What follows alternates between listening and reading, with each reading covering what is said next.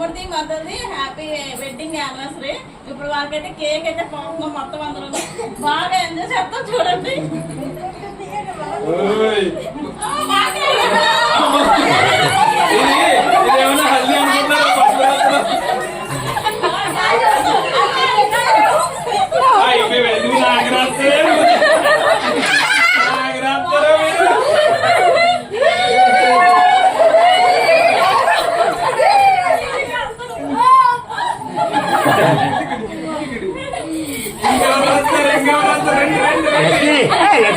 ఇటు పక్క ఉండిపోయింది.